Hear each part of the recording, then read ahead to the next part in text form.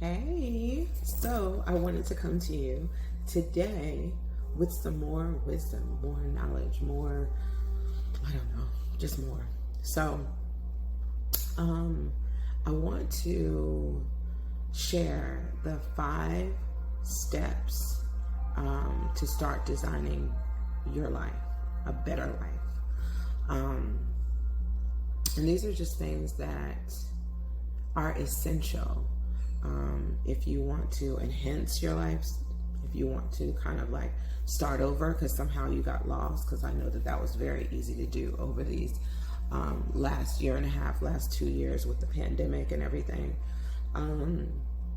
So yeah, or just overall to feel better about yourself, about your choices, about your life. And that overall is a ripple effect into your family, your job, your friends, things of that nature. So this is the whole purpose in me just sharing this information. So the first one is you must have a daily practice. Having, a daily practice, morning routine, whatever it is that you want to call it, to me is essential.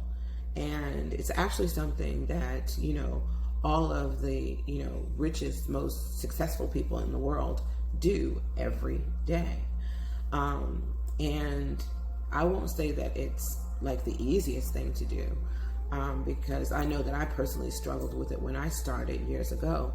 But, whether it's meditation, journaling, conscious writing, prayer, reading something inspirational, affirmations, but a practice that you consistently do every day that takes your focus off the external world and puts it on the internal world is absolutely imperative. I've shared this, several times with several different people and in several different platforms. I struggled, but have done a morning routine, daily practice every day, 5 a.m., prayer, meditation, journaling is my thing. Reading, like even if it's like 10 minutes or 10 pages of a book every morning, affirmations, and speaking life into myself every morning is so important, which is why I can just be bright-eyed and bushy-tailed at 8 o'clock in the morning. So number 1 is develop a daily practice.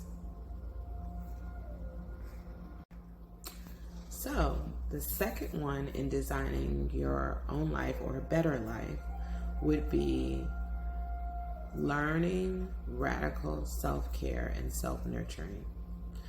And that really means, like, let's just look at it. Like, let's just say you had 24 hours, for however many years. I mean, you literally have had 24 hours for however many years, right? But like, how much time is that? Is it just for you? Like, how much of that time is just for you? Do you make time just for you? To just sit and be present with you? Like, that is so important. And it's not really anything that we're taught. So it's not like you've got to be, like, I don't do this. Like, it just doesn't matter, just as long as you know now and you start something, right? Get clear about what you want. Talk about what you want. Hear your own voice. Honor your own feelings. Be good to yourself. Literally. Self-care was something that I was taught by my own coach, who kind of gave me some tips that I started off with. And then, as time went on, I designed, my own personal self-care. For me, I personally feel like my morning routine is a part of self-care, to be honest.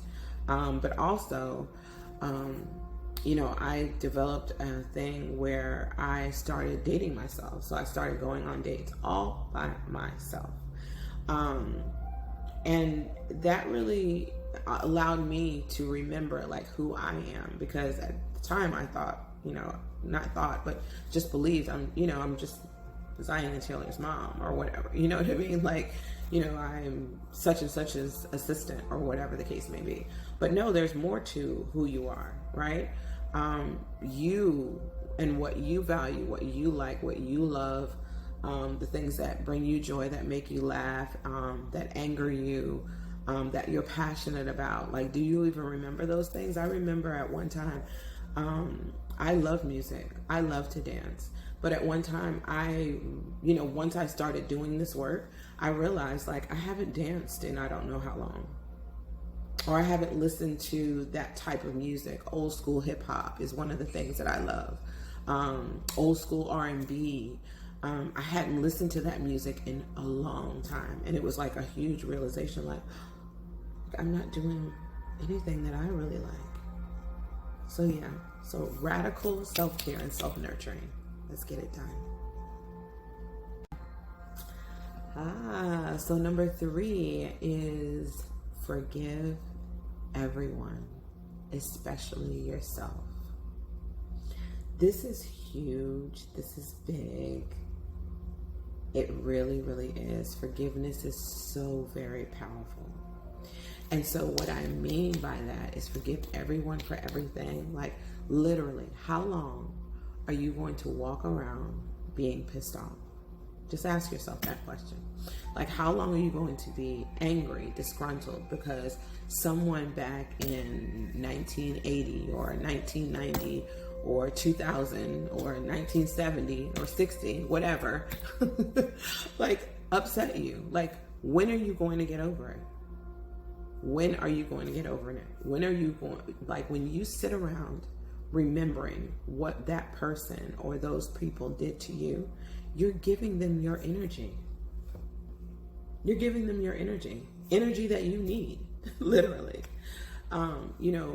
Forgive those people for the abandonment, for the hurt, for the, devastation or whatever. Like, don't do that. Take your energy back. Forgive.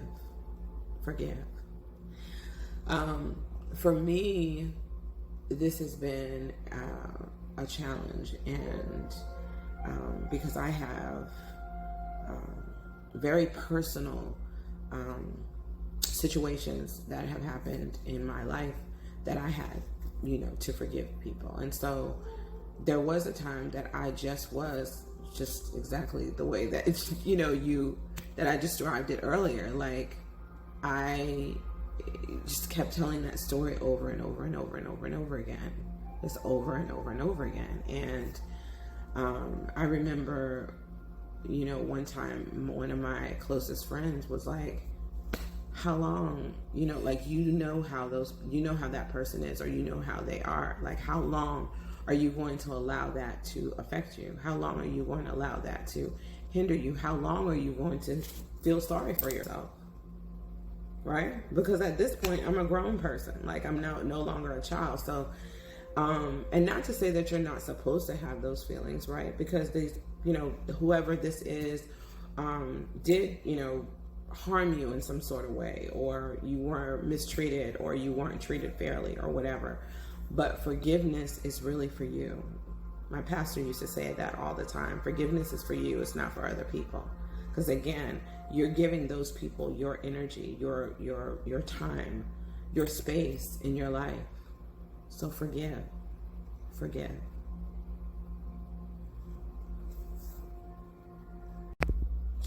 Number 4 is be grateful.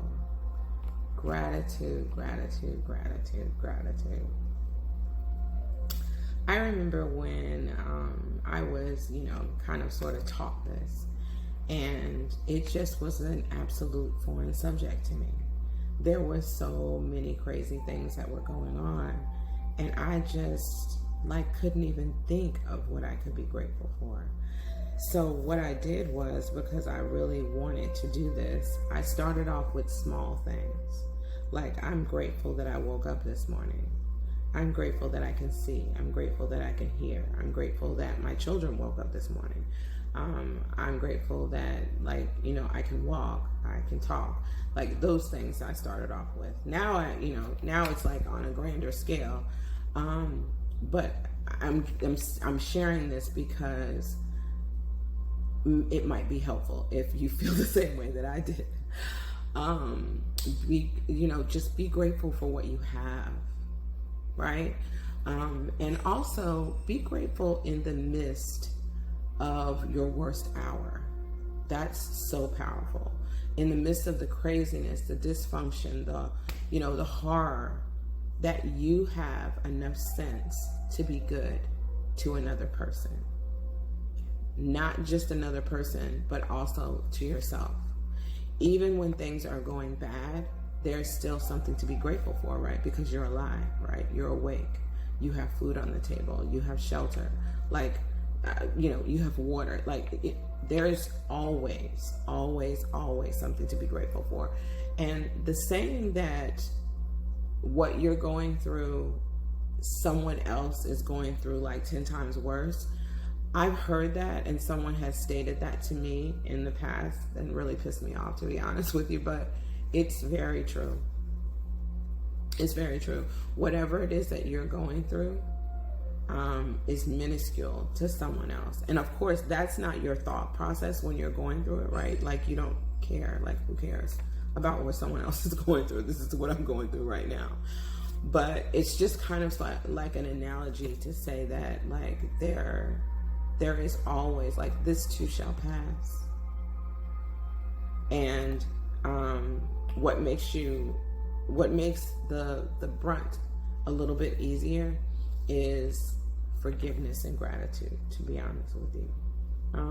So I don't know if this helps, but being grateful is so powerful. It's so powerful. So try it. I'm sure you'll like it.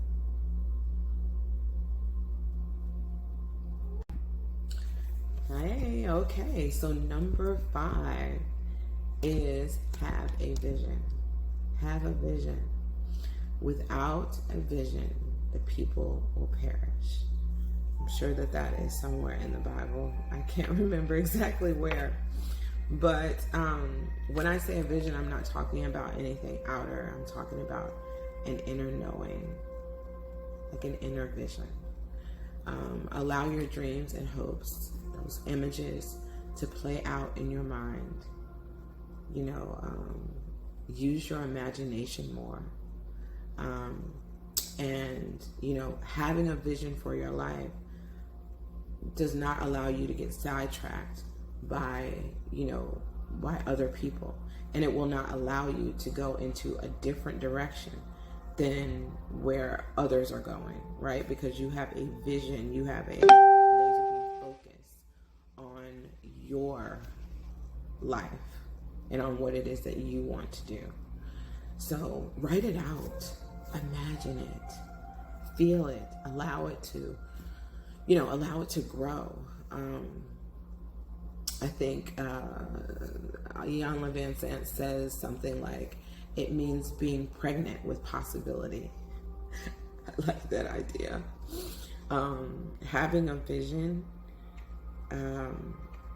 is, again, very, very, very paramount and powerful. Using your imagination makes things even more solidified, right? Because you can see it, you can feel it, you have a knowing that this is going to happen. You're in your vision, you're in your writing and in your imagination, you're creating faith around your vision. You're creating almost again like a knowing, that this is going to happen.